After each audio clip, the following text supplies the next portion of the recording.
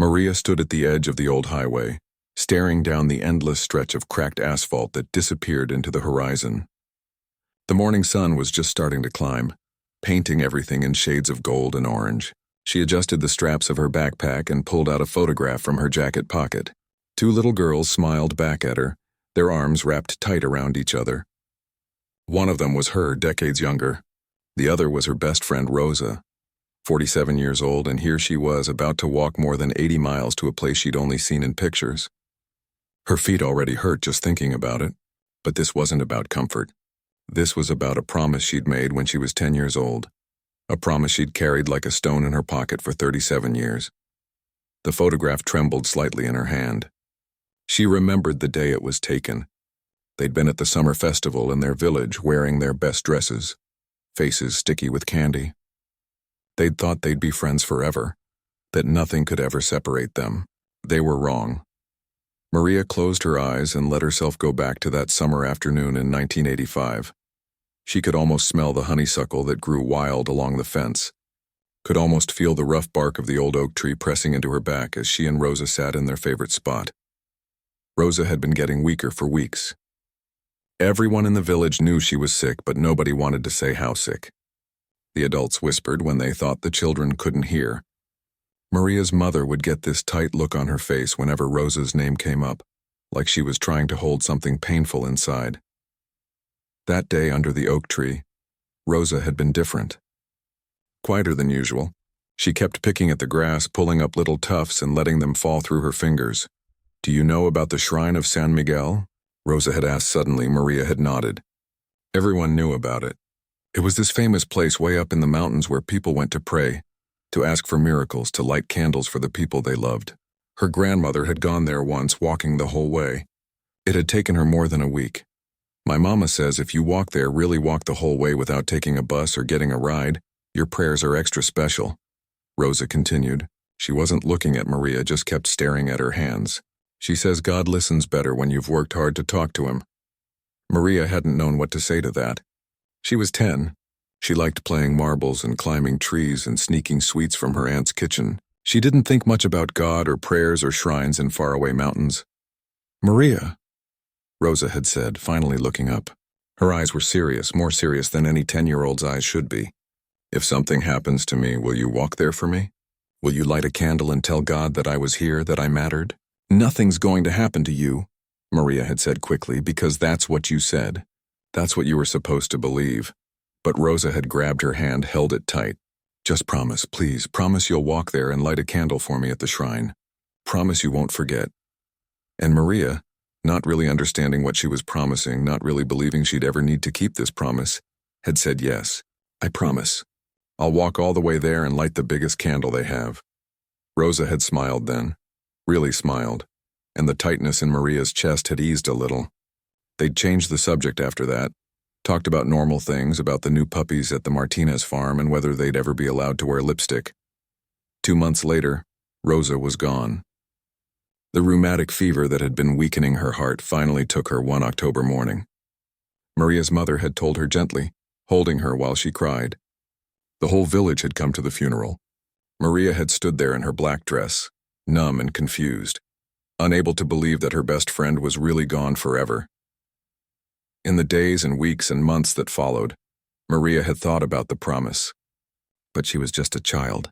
How could she walk 80 miles alone? Where would she sleep? What would she eat? Her parents would never allow it. So she'd told herself she'd do it when she was older, when she could drive, when she had money for a proper trip. But then life happened. She grew up, went to school, moved to the city for nursing training. She met Carlos, got married, had 3 children of her own. She built a good life, a busy life. Years turned into decades. The promise sat in the back of her mind, sometimes forgotten for months at a time, sometimes waking her up in the middle of the night with a sick feeling of guilt. She'd gone back to visit Rosa's grave, of course. Every time she returned to the village, she'd bring flowers, clean the headstone, sit and talk to her old friend like Rosa could somehow hear her. But the promise remained unfulfilled. The candle remained unlit. Last month, Maria had turned 47. Her youngest child had just started university. She'd been sitting in her living room looking through old photo albums, when she'd found that picture from the summer festival. And something had broken open inside her chest. 37 years. 37 years of carrying this promise like a debt she couldn't repay. 37 years of excuses and delays and someday I will. She'd made the decision right then. She would walk. Not drive, not take a bus, not make it easy on herself. She would walk every single mile, just like Rosa had asked, just like she'd promised all those years ago. Her family had thought she was crazy. Carlos had worried about her safety, about her knees, about her getting lost or hurt. Her children had offered to drive her, to at least accompany her. But Maria had been firm. This was something she needed to do alone. This was between her and Rosa, between her and that 10-year-old girl who'd made a promise without understanding the weight of it. Standing there on the highway now, with the sun climbing higher and the day stretching out before her, Maria felt something shift inside her. Fear, yes. Her legs were already tired and she hadn't even started. But also something else. Determination, maybe. Or relief that she was finally doing this. She tucked the photograph carefully back into her pocket, next to her heart. Then she took her first step and then another and then another. The road ahead was long and uncertain. Her comfortable bed was already miles behind her. But with each step, she felt a tiny bit lighter, like she was slowly setting down a burden she'd been carrying for most of her life. The morning air was cool and fresh. Birds sang in the scrubby trees along the roadside. Somewhere ahead, 80 miles away, a shrine waited. And somewhere, somehow, Maria hoped that Rosa knew she was finally keeping her word. The guilt she'd carried for so long hadn't disappeared. But for the first time in 37 years, Maria felt like maybe, just maybe, she was walking toward forgiveness. Her own forgiveness more than anyone else's. She had a long way to go. But she'd made a start, and sometimes that's the hardest part. The first few hours weren't so bad. Maria fell into a rhythm, one foot in front of the other, watching the white lines on the side of the road pass beneath her feet. She'd left her neighborhood before dawn when the streets were still empty and quiet. Now the sun was fully up and she was officially on her journey. She'd planned this carefully, or at least she thought she had. Her backpack held 4 bottles of water, some granola bars, fruit, a basic first aid kit, a change of clothes, and her phone charger. She'd mapped out the route, identified places where she could stop for food and rest. She'd broken in these sneakers over the past month, walking longer distances each week to prepare. But there's a difference between walking 3 miles around your neighborhood and committing to 80 miles of actual highway and back roads. By noon, Maria was starting to understand that difference very clearly. Her feet hurt. Not just a little bit, but a deep, burning ache that seemed to grow with every step. She could feel blisters forming on her heels, hot spots that promised to get worse before they got better. Her shoulders were sore from the backpack straps, even though she'd tried to pack light. And the sun, which had seemed so pleasant that morning, now beat down on her head relentlessly. She stopped under a tree to rest, pulling off her shoes and socks to examine the damage. Sure enough, angry red blisters were already forming. She dug through her first aid kit, found the moleskin padding she'd brought, and carefully applied it to the worst spots. It helped a little. A car passed, slowing down. The driver, an older man, rolled down his window. "You need a ride somewhere, miss?" For a moment, Maria was tempted. Her feet screamed at her to say yes, to just accept the help and save herself the pain. But she shook her head. "No, thank you. I'm walking on purpose." The man looked confused but shrugged and drove on. Maria watched him go, then put her socks and shoes back on with a wince. She took a long drink of water, ate a granola bar that tasted like cardboard in her dry mouth, and stood up. Her legs protested. Everything protested. "Come on," she muttered to herself. "You made it this far. Keep going." By mid-afternoon, doubt had become her constant companion. What was she doing out here? She had a perfectly good car sitting in her garage at home. She had responsibilities, a job she'd taken time off from, a husband who was probably worrying himself sick. And for what? To fulfill a promise she'd made when she was a child who didn't know any better? But every time she thought about turning back, she'd remember Rosa's face that day under the oak tree. The seriousness in her eyes, the way she'd held Maria's hand so tight like she was holding on to life itself, and Maria would keep walking. As the sun started to sink lower in the sky, Maria spotted a small chapel by the roadside. It was old, the white paint peeling with a simple wooden cross above the door. She'd passed several of these throughout the day, little places of worship scattered along the rural routes. This one looked particularly worn, but the door was open. Maria climbed the 3 steps, grateful for any excuse to stop walking, and stepped inside. The interior was cool and dim, a welcome relief from the heat outside. Wooden pews lined both sides of a narrow aisle. A few candles flickered near a small altar at the front. The smell of old incense hung in the air. She wasn't alone. An elderly woman sat in one of the front pews, her head bowed in prayer.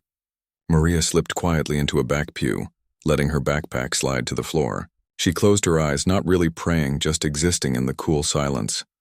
After a few minutes, she heard movement. The elderly woman had finished her prayers and was making her way down the aisle. She stopped when she reached Maria's pew. "Walking far?" the woman asked. Her voice was soft, kind. Maria looked up, surprised. "How did you know I was walking?" The woman smiled, her face crinkling into 1,000 tiny lines. "I see walkers come through here sometimes. You all have the same look. Tired but determined. And your shoes?" She nodded at Maria's feet. "They tell their own story."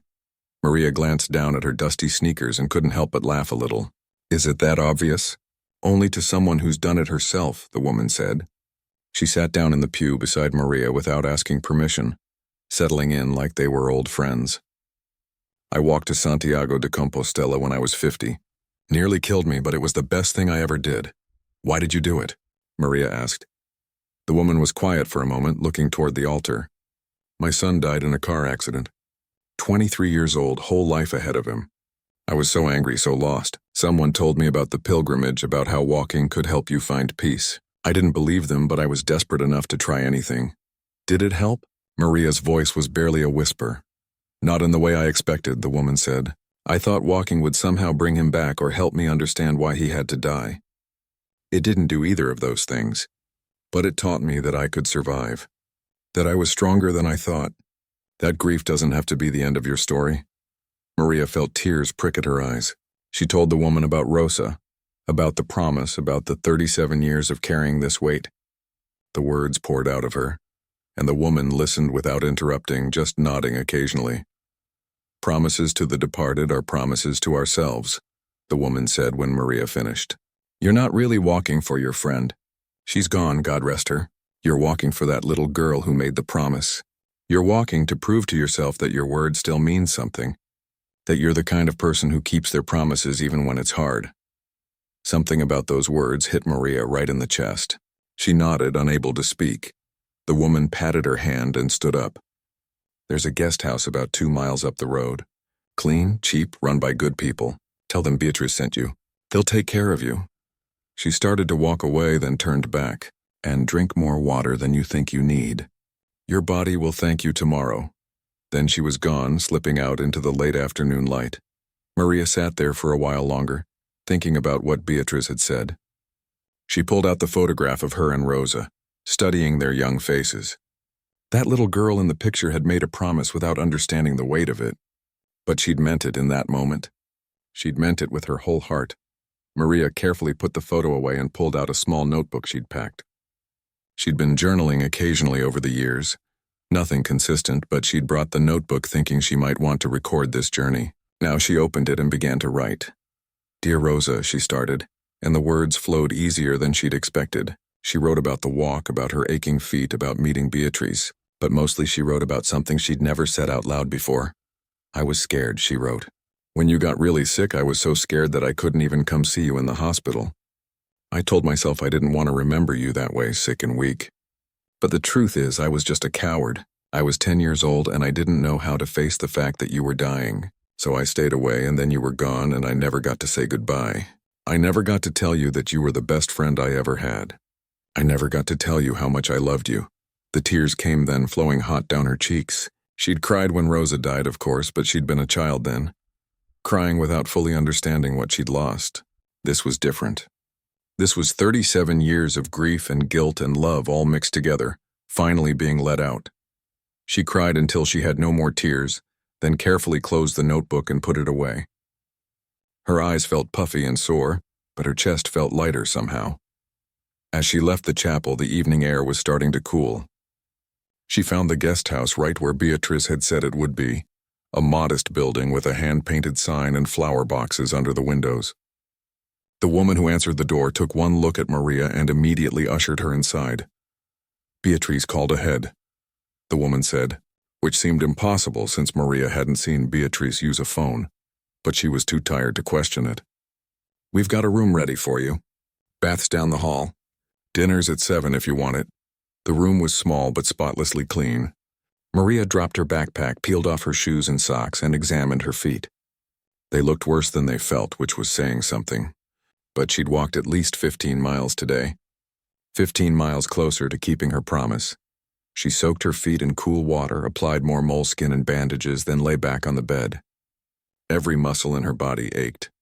Tomorrow would probably be worse, but she'd made it through day one. She'd taken the first steps, both literally and figuratively. As she drifted toward sleep, she thought about what Beatrice had said. Promises to the departed are promises to ourselves. Maybe this walk wasn't just about Rosa after all. Maybe it was about Maria learning to forgive herself, to let go of the guilt she'd carried for so long. Outside her window, night was falling. Somewhere far ahead, the shrine waited. She still had so far to go. But tonight, in the simple room in a place whose name she didn't even know, Maria felt something she hadn't felt in years. Hope. The third morning started rough. Maria woke before dawn, every muscle screaming in protest. Her feet, despite the careful bandaging, felt like they'd been beaten with hammers. She sat on the edge of the bed in the darkness, seriously questioning whether she could take another step, let alone walk another 60-plus miles. But she got up. She rewrapped her blisters, pulled on her socks and shoes with gritted teeth, shouldered her backpack and stepped out into the cool pre-dawn air. The guest house owner had packed her some bread and cheese for breakfast, refusing payment. For the road, she'd said simply. Beatrice told me you're walking for someone special. The first hour was agony. Maria's body refused to loosen up, each step a reminder of yesterday's punishment. She walked slowly, carefully, trying not to think about how many more days of this stretched ahead. But gradually, as the sun rose and warmed the air, her muscles began to cooperate. The pain didn't disappear, but it became manageable background noise she could almost ignore. Around mid-morning, she heard footsteps behind her. Quick, uneven footsteps accompanied by heavy breathing. She turned to see a young man, maybe 25 or so, limping along the road. He wore a battered backpack and clothes that had seen better days. When he saw her looking, he slowed down. "Sorry," he called out. "Didn't mean to startle you. This road doesn't see many walkers." Maria waited for him to catch up. Up close, she could see he was exhausted. Dark circles under his eyes, a few days' worth of stubble on his chin. "You're walking to San Miguel?" she asked. He nodded. "You too?" "Yes, started 2 days ago." "I started 4 days ago," he said. "Took a wrong turn somewhere back there. Lost a whole day going in circles. I'm Diego, by the way. Maria." They fell into step together naturally, neither quite acknowledging they'd become walking companions, but neither moving apart either. For a while they walked in silence. Maria found herself grateful for the company. Another person matching her pace, making the empty road feel less lonely. "Can I ask why you're walking?" Diego said eventually. "Most people drive to San Miguel, or take the bus at least." Maria considered how much to share with this stranger, but something about the road, about the shared experience of putting one foot in front of the other mile after mile, made privacy seem less important. "I'm keeping a promise I made when I was 10 years old. To my best friend. She died, and I promised to walk to the shrine and light a candle for her. That was 37 years ago." Diego was quiet for a moment. "That's a long time to carry a promise." "Too long," Maria agreed. "What about you? Why are you walking?" He laughed, but it wasn't a happy sound. "Running away, mostly. Though I guess walking away is more accurate. Got clean 6 months ago. Been trying to figure out who I am without the drugs. Someone at the recovery center told me about pilgrimages, about how walking can clear your head. Thought it was worth a try. And is it? Clearing your head? Honestly?" Diego looked at her. "My head's never been louder. But yeah, somehow it's helping anyway. All this time alone with my thoughts, can't run from them out here. Gotta face them whether I want to or not." They walked together throughout the day, sometimes talking, sometimes silent. Diego told her about his life before, the addiction that had cost him everything, the long road to recovery. Maria found herself opening up about Rosa, about the guilt she'd carried, about the hospital visits she'd been too scared to make. You were 10, Diego said when she finished. Kids don't know how to handle death. You can't blame yourself for being scared. I've been telling myself that for 37 years, Maria said. Haven't quite convinced myself yet. Around 3 in the afternoon, they caught up to 3 other walkers, a small group moving slower than Maria and Diego. An older woman, maybe in her 60s, and 2 teenage girls who looked like they might be sisters. The woman introduced herself as Teresa, a retired teacher. The girls were her granddaughters, Anna and Lucia. School project, Anna explained, rolling her eyes. We're supposed to learn about pilgrimages and cultural traditions. Grandma decided we should experience it firsthand. Don't listen to her, Lucia said, shoving her sister playfully. She's actually loving it. She just won't admit it, Teresa smiled. What about you two? What brings you to this dusty road? Maria and Diego shared their stories again. The telling was getting easier each time, like the words were wearing smooth paths through her memories. Teresa listened with the patient attention of a lifelong teacher. I'm walking for my husband, Teresa said when they finished. He always wanted to make this pilgrimage, but he had a stroke 3 years ago. Can't walk more than a few steps now, so I'm walking it for both of us, taking pictures, writing everything down so I can tell him all about it when I get home. Something about that made Maria's throat tight. At least she had memories of Rosa.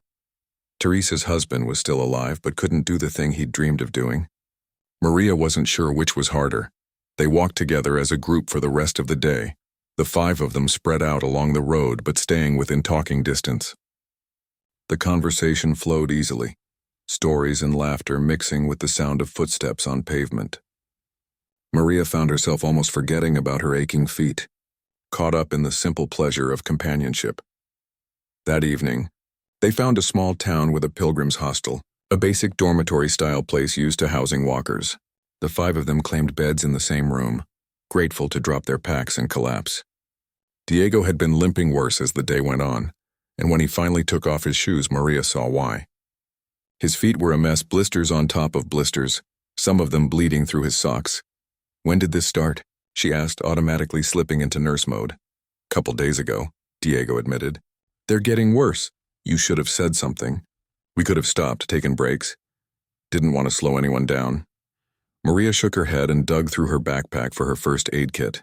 Sit down. Let me look at this properly. She cleaned his feet carefully, applied antibiotic ointment to the worst blisters, wrapped them properly with gauze and medical tape. Teresa watched, impressed. You've done this before. I'm a nurse, Maria said. 20 years at City General Hospital. I've seen worse than this, but not much worse on someone who's planning to keep walking tomorrow. Can I keep walking tomorrow? Diego asked, worried. Maria considered. Technically, you probably shouldn't. These need time to heal. But I know you're going to walk anyway, so let's just make sure you do it safely. New socks every morning, more padding in your shoes, and we need to slow down the pace. No more pushing through like you've been doing. I can't slow you down, Diego protested. You're not slowing us down, Teresa said firmly. We're walking together now. That means we walk at the pace the group can handle. Anna and Lucia nodded in agreement. Even though they'd only known each other for a few hours, there was already a bond forming, the kind that happens when people share a difficult journey. They found a small restaurant that evening, cheap but cheerful, and sat around a crowded table sharing a simple meal. The conversation ranged from serious to silly, touching on why they were walking, where they'd come from, what waited for them at the end of the road. My teacher says pilgrimages are supposed to change you, Lucia said, poking at her rice. Like you're supposed to become a different person or something. Do you believe that? Diego asked. Lucia shrugged. I don't know. We've only been walking 3 days. I don't feel that different. My feet hurt and I miss my phone, but I'm still me. Maybe change isn't always big and dramatic, Teresa said thoughtfully. Maybe it's small things you don't notice until later. Little shifts in how you see the world. That night, lying in her bunk while the others slept around her, Maria thought about change. Was she different than she'd been 3 days ago? She wasn't sure, but she'd walked 45 miles, more than halfway to her destination. She'd made connections with people she never would have met otherwise, and she'd started to talk about Rosa, really talk about her, in ways she never had before. Her feet throbbed despite the careful bandaging. Tomorrow would bring more miles, more pain, more challenges, but she wouldn't be facing them alone anymore. Somehow, without planning it, She'd found companions for this journey. People carrying their own burdens, walking their own roads, but willing to walk alongside her for a while. She pulled out her notebook and wrote another entry to Rosa, this time telling her about Diego and Teresa and the girls. "I think you would have liked them," she wrote. "Especially Teresa. She reminds me a bit of your grandmother, the way she always knew exactly what to say." Outside, a dog barked somewhere in the distance. Someone in the room snored softly. Maria closed her notebook and let herself drift toward sleep, grateful for the day behind her and only slightly anxious about the days ahead. The road was long, but she wasn't walking it alone anymore. And somehow that made all the difference. The rain started on the 6th morning. Light at first, just a gentle mist that made everything feel soft and quiet. Maria and her companions set out as usual, wearing whatever rain gear they had, which in Diego's case was just a thin jacket that was soaked through within an hour. By noon, the gentle rain had turned into a proper storm. Water poured from the sky in sheets, turning the road into a river and reducing visibility to almost nothing. Thunder rumbled overhead, deep and threatening. Lightning flashed in the distance. "We need to find shelter," Teresa shouted over the noise of the rain. Her glasses were completely fogged, and she was holding tight to both granddaughters. They spotted an old barn set back from the road, its roof partially collapsed but still offering some protection from the storm. The 5 of them ran for it, splashing through puddles, and burst through the sagging door into the dry interior. Inside, they stood dripping and shivering, looking at each other with a mixture of relief and misery. Their backpacks were soaked. Their clothes were plastered to their bodies. Water dripped from their hair and noses. Anna started laughing first, and then they were all laughing, the kind of slightly hysterical laughter that comes from being absolutely miserable, but knowing there's nothing to do but endure it. They spread out in the driest corner of the barn, trying to salvage what they could from their packs. Maria's extra clothes were damp but not completely soaked. Diego's everything was wet. Teresa managed to find some dry socks for her granddaughters, which seemed like a miracle under the circumstances. The storm showed no signs of stopping. They huddled together for warmth, sharing the few dry items they had, watching the rain hammer down outside. Hours passed. The afternoon grew darker, and it became clear they'd be spending the night in this abandoned barn. As the initial adrenaline wore off and cold reality set in, the mood shifted. They were exhausted, uncomfortable, and still more than 30 miles from their destination. Maria felt something breaking inside her, all the doubt and fear she'd been pushing down for days rising up at once. "I don't know why I'm doing this," she said suddenly, her voice cracking. "Rosa's been dead for 37 years. She doesn't know if I keep this promise or not. She doesn't care. She's gone." The words hung in the damp air. Everyone was quiet, the only sound the relentless drumming of rain on the barn's roof.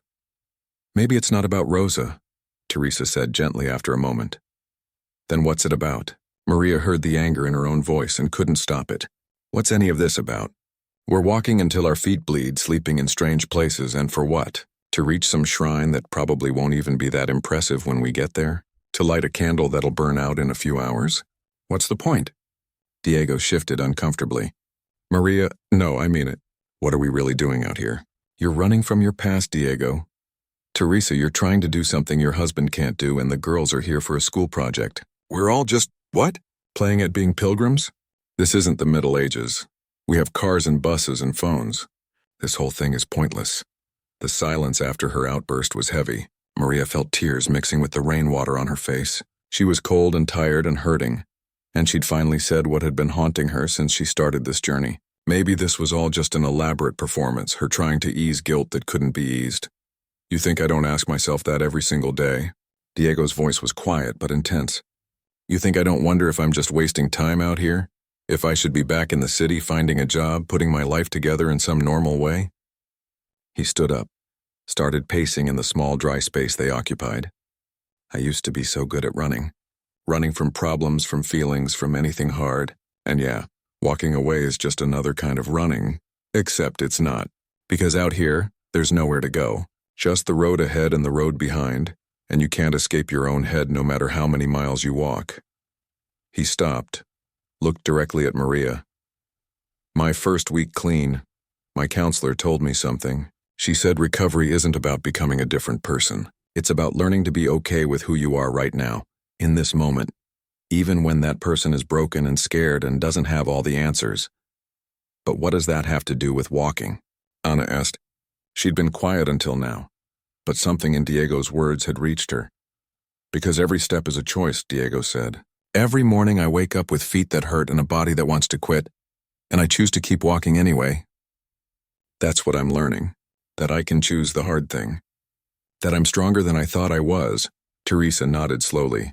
My husband used to say that doing difficult things changes something inside you. Not in some magical way, but just, you learn what you're capable of. You learn that you can survive more than you thought you could. Is that why you didn't tell us about Rosa being in the hospital? Lucia asked Maria suddenly. Everyone turned to look at her. Earlier you said you were too scared to visit her when she was sick. But maybe the real reason you've been carrying this guilt isn't because you didn't visit.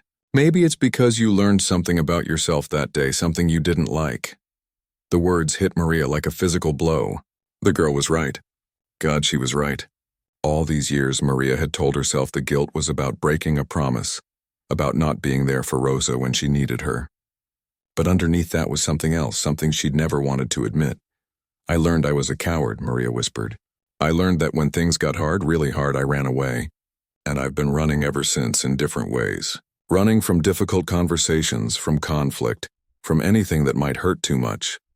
The tears came harder now. I'm 47 years old, and I'm still that scared little girl who couldn't face her friend dying.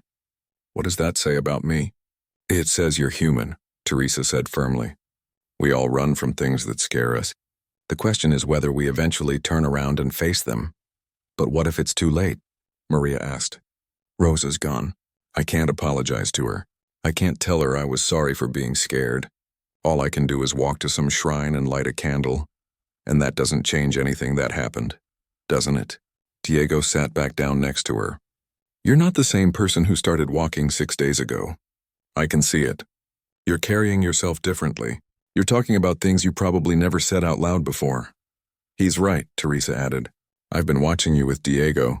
The way you took care of his feet, the way you've been taking care of all of us, really. You're not running anymore, Maria.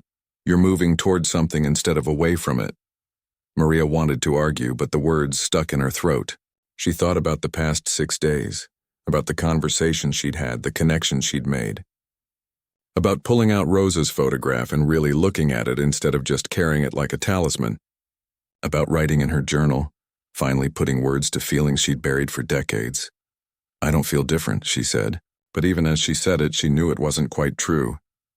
Change isn't always something you feel, Anna said thoughtfully. Sometimes other people see it before you do. They sat in silence for a while, listening to the rain. Gradually, the conversation shifted to other things. Diego told a funny story about getting lost on his wrong turn day. Teresa shared memories of her husband before his stroke. The girls talked about school, their friends, the normal teenage concerns that seemed both trivial and important at the same time. As darkness fell completely, they arranged themselves for sleep as best they could in the uncomfortable barn. They'd eaten the last of their food and would need to find a town tomorrow for supplies. Their clothes were still damp and the night air was getting cold. It was far from the worst situation Maria had been in as a nurse, but it was certainly the most uncomfortable she'd been in years. But as she lay there in the darkness, surrounded by the gentle sounds of her companions sleeping, Maria felt something shifting inside her. Maybe Diego was right. Maybe every step was a choice, and maybe choosing to keep going despite the difficulty was its own kind of transformation. She thought about Rosa, really thought about her. Not the idealized memory she'd carried, but the real girl. Rosa had been brave, so much braver than Maria. She'd known she was dying, and she'd still managed to think about others, to ask Maria for this one last thing. Not for herself, really, but to give Maria a purpose, a way to remember. Morning came too soon and too cold. Maria woke with her entire body stiff, every joint complaining. The others stirred around her, equally uncomfortable. But the rain had stopped, and through the gaps in the barn's walls, she could see pale sunlight breaking through the clouds. They gathered their still damp belongings and set out, finding a small town within the first hour where they bought breakfast and dried off their clothes as much as possible. Teresa's granddaughters were quieter than usual, and even Diego seemed subdued. The storm and the night in the barn had taken something out of all of them, but they kept walking. One foot then the other, mile after mile. Maria's feet had gone beyond pain into a kind of numb acceptance. This was just what walking felt like now. This was normal. On the 8th day, something changed in the landscape. The flat, dusty roads began to give way to gentle hills, and in the distance, through the morning haze, Maria saw something that made her heart skip. Mountains, and nestled in the foothills, barely visible, a cluster of white buildings. "Is that it?" Diego asked, shading his eyes. Teresa pulled out a wrinkled map. "That's it. San Miguel. Maybe 10 more miles, 10 more miles." After 8 days and over 70 miles, they were almost there. Maria felt a complex tangle of emotions. Relief that the physical journey was nearly over. Anxiety about what came next. And something else, something she couldn't quite name. They walked those final miles slowly, no one wanting to rush the ending. The girls had grown quieter as the shrine approached, perhaps feeling the weight of what this meant for each of them. This journey that had started for a school project had become something more. Though Maria wasn't sure any of them could put it into words, as they climbed the last hill, the shrine of San Miguel came fully into view. It was beautiful in a simple, ancient way, whitewashed buildings surrounding a small church with a bell tower, gardens with flowering trees, stone pathways worn smooth by generations of pilgrims. Nothing fancy or grand, but there was something peaceful about it, something that made you want to speak in whispers. They reached the entrance gate just as the afternoon sun was starting its descent. A monk in simple robes greeted them, smiling at their worn appearance. "Welcome, pilgrims. You've come far?" "Far enough," Teresa said with a tired smile. The monk led them to a guest house where they could clean up and rest. Maria stood under a hot shower for a long time, watching days of dust and sweat wash away, feeling muscles slowly unknot. When she emerged, clean and dressed in her last set of dry clothes, she felt almost human again. That evening, the 5 of them stood together outside the church. The sun was setting, painting everything gold and orange. Maria held the photograph of her and Rosa, the edges worn from being carried so long. "Do you want us to come in with you?" Teresa asked gently. Maria shook her head. "I think I need to do this part alone. But thank you. For everything. For walking with me." Diego pulled her into a quick hug. "You walked with us too. Don't forget that." The church interior was cool and dim, lit by dozens of candles flickering near the altar. The smell of incense and old stone filled the air. A few other people sat in the pews, their heads bowed in prayer or contemplation. Maria walked slowly down the center aisle, her footsteps echoing softly. At the front there was a small table covered in candles of all sizes. Some had notes tucked beneath them, prayers written on scraps of paper, photos of loved ones both living and dead, tokens of promises made and kept. Maria's hands trembled as she pulled out a long white candle she'd carried all this way, protected in a special compartment in her backpack. She lit it carefully from another candle's flame, then placed it in an empty holder. The flame caught, grew steady, cast dancing shadows on the wall behind. She set the photograph of her and Rosa beside the candle. 2 little girls, their arms around each other, smiling like nothing bad could ever happen. "I'm here," Maria whispered. "I know it took me 37 years, but I'm here. I kept my promise, Rosa. I walked every mile." The words came easier now. "I'm sorry I was scared. I'm sorry I didn't come see you in the hospital. I was just a kid who didn't know how to deal with death, but I should have been braver. You deserved better from me." She paused, watching the candle flame dance. "But I want to tell you something else too. Something I only figured out these past few days. I don't think you asked me to make this walk just to honor your memory. I think maybe you knew I'd need it someday. A reason to do something hard, to prove to myself that I could keep my word even when it was difficult." Tears ran down Maria's cheeks, but they felt different from the tears she'd cried in the barn during the storm. These felt clean, like relief, like letting go of something she'd been holding too tight for too long. "I met some people on the road," she continued, "people who are carrying their own burdens, walking their own journeys. Diego, who's learning to be strong in his recovery. Teresa, who's walking for a husband who can't walk anymore. 2 girls who thought they were just doing a school project but ended up being part of something bigger. They helped me understand that this journey wasn't just about you. It was about me learning to face hard things instead of running away." She wiped her eyes, but more tears came. "I'm 47 years old and I'm still learning how to be brave. But I'm learning. That's something, right? The candle flickered, and for a moment Maria let herself imagine that it was some kind of answer, some sign that Rosa had heard. But she didn't need signs. She'd walked 80 miles. She'd kept a promise made by a 10-year-old girl. She'd done the hard thing, and that was enough. She stayed there for a long time, just sitting with her memories of Rosa. Not the idealized memories she'd carried for years, but real ones. Rosa's laugh, high and infectious. The way she always shared her lunch even when she didn't have much. How she'd been terrified of dogs but pretended to be brave. The time they'd stolen cookies from Maria's mother and felt so guilty they'd confessed immediately. Rosa had been real, complicated, human. She'd been Maria's best friend, and she'd died too young, and that was sad and unfair and true. But she'd lived too. She'd mattered. And this candle burning in a shrine she'd never seen was proof of that. Eventually, Maria stood up. Her knees protested, her feet ached, but she barely noticed anymore. She touched the photograph one more time, then left it there beside the candle. Let Rosa stay here in this peaceful place. Maria would carry the memories, but she didn't need to carry the guilt anymore. Outside, her companions were waiting. They didn't ask questions, just walked with her to get dinner at the Pilgrims' dining hall. They shared a simple meal, talking about everything and nothing. Tomorrow, Teresa and her granddaughters would catch a bus home. Diego was thinking about staying a few days to rest before deciding his next move. And Maria, she had a husband waiting, a life to return to. But tonight, they were just 5 people who'd walked a hard road together and made it to the end.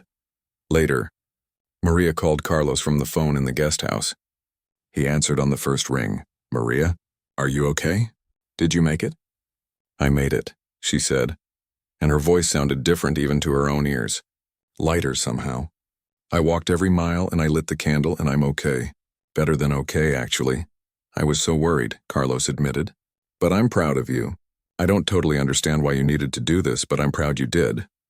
"I don't totally understand it either," Maria said honestly, "but I think it was something I needed to prove to myself. That I could keep my word, that I could do hard things, that I'm stronger than I thought I was." They talked for a while longer, and Maria promised to be home in a few days. When she hung up, she felt a deep sense of contentment. She'd completed something important, not just the physical journey, but some kind of internal one too. That night, she wrote one final entry in her journal, addressed to Rosa as always. "I did it. I kept my promise. But more than that, I think I finally forgave myself for being a scared 10-year-old who didn't know how to say goodbye. I forgave myself for being human and imperfect and sometimes afraid. Diego told me that recovery isn't about becoming a different person. It's about learning to be okay with who you are right now. I think I'm starting to understand that." She paused, pen hovering over paper. "I don't know if you can hear me somehow wherever you are, but if you can, I hope you know that you gave me a gift with this promise. You gave me a reason to do something hard, to discover parts of myself I didn't know existed. Thank you for being my friend. Thank you for knowing I'd need this journey someday, even if it took me 37 years to start it." The next morning, Maria stood at the shrine's gate with Diego, saying goodbye to Teresa and her granddaughters. There were hugs and promises to stay in touch, phone numbers exchanged, photos taken. Ana and Lucia had changed somehow over the journey, stood taller, seemed older. Teresa looked peaceful in a way she hadn't at the beginning. "What will you do now?" Maria asked Diego after the others had left.